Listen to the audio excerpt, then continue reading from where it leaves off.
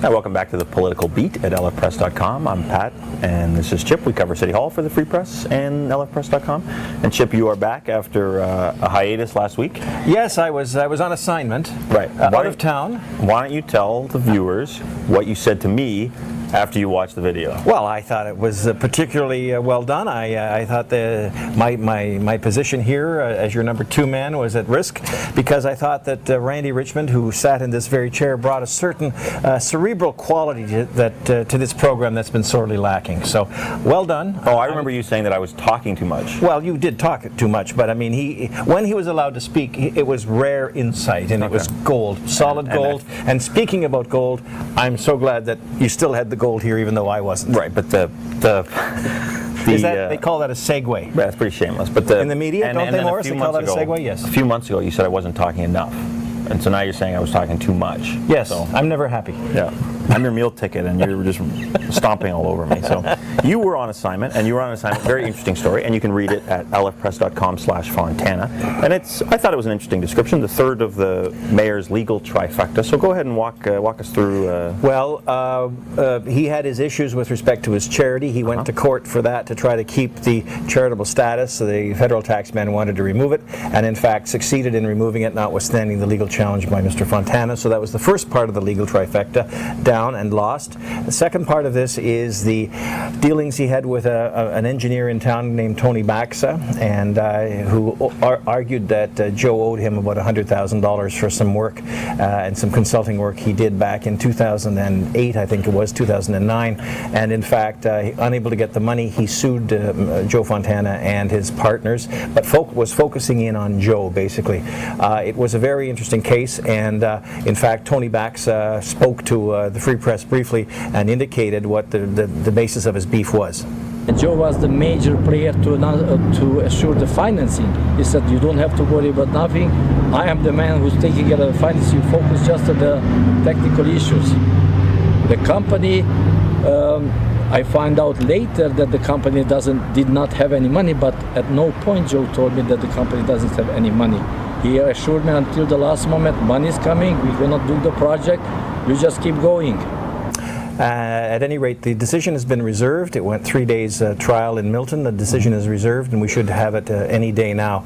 Whether he wins or loses, Mr. Baxa has highlighted another aspect of Joe Fontana and his legal issues, and as I say, the third part is to be played out this fall, and that's the criminal charges relating to the payment of funds for Joe Fontana's son's wedding back in 2005. Right, of course. So, and again, this civil case involving Baxa and the mayor and the Romanian project, you said that decision could be any day? Yeah, it could be any day. I don't think it'll be a long time. For most people, I don't think they have a sense of, I mean, you covered courts for so long, a sense of how long these kind of things can take. And they can take. This was a fairly short. It was very narrow in terms of issues. There wasn't a lot of evidence. It was almost a he said situation. I got the distinct impression from the judge he didn't want to have this thing drag out very long. So I think we'll hear the decision in the not too distant. And again, the crux of it is $100,000 basically. Yeah, basically in unpaid. It's a breach of contract case in effect. That you owed me the money. You said you would pay me the money. I never received the money. You're not giving me the money. So we're going to court. So not exactly a video of someone smoking crack with drug dealers or alleged drug dealers. No, not by a long shot. But very interesting all the same, and again highlights another little legal concern. Who was his lawyer? Who was the mayor's lawyer for this? The mayor's lawyer was the lawyer for GPEC Global, which was the company that Joe was the chairman of. It was a guy named Alan Butcher out of Burlington, you know, we heard from the mayor. Interesting to see him in the witness box. Not quite as glib as when he's in the mayor's seat. However, a different situation for him, and no doubt some stress, and not quite the stress that Mayor Ford in Toronto has, but certainly a stressful situation. Oh, absolutely, for sure it would be. And distracting too. Oh yeah, so we'll watch for that one.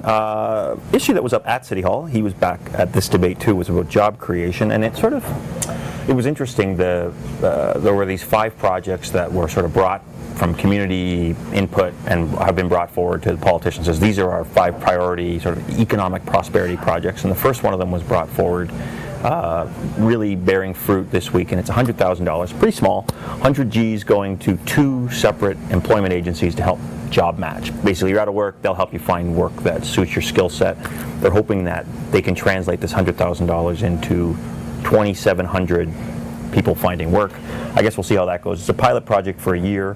It's also a quick fix and a cheap fix compared to the other items that are on that great list of investments. Oh, absolutely. Yeah, but it is a sign of, I don't know, the wheels in motion a little bit anyway, right? I mean, I'm not saying that this is going to be some cure-all for people, but it's something. They can at least, the members of council can at least point to something and say, this is what we're doing. All the other stuff we have to think about, and we'll have to find some money for it sometime in the future. Right, and what was sort of interesting was that the discussion kind of descended into a bit of disarray, a bit of confusion, because the mayor and Joe Swan, who was chair of the committee that was having the debate, were talking about this sort of one-stop shop for support for business that they had been touting and they thought was a great idea. Well, they were told by staff that there's no money for that project, and that's totally fallen off the books. So they were blindsided by the idea that this one-stop shop is not happening, and that was, I guess I would use the word embarrassing a little bit, but it was definitely... Weren't they told when they were expecting that this thing was in place, was that in fact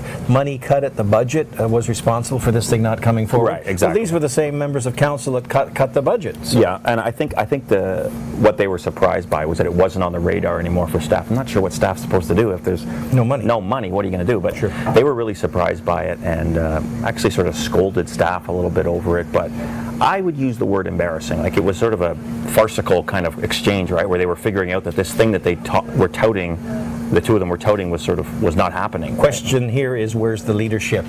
We seem to be degenerating into some finger pointing here. Yeah, so. and it also kind of a little more talk, and I'm not sure that we've quite shaken off that sense that this is a lot of ideas but not a lot of action, right, that have actually been put forward by politicians. Lots of talk. And I mean, this is the big thing, right? The job creation is council's #1 priority, the mayor says. So I guess in the one sense we have a little bit of progress moving forward with this $100,000 project. But then on the other hand, you think, oh, geez, is this thing really put together? Like, do we really know what's going on here? So yeah, interesting. It is very interesting, and also interesting.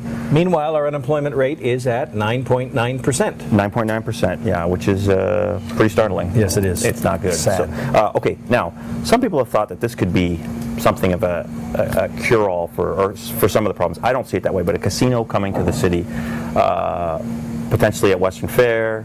Some politicians think maybe downtown's a better fit. I think to take a step back, it's been almost a year since council said we want an expanded casino in London.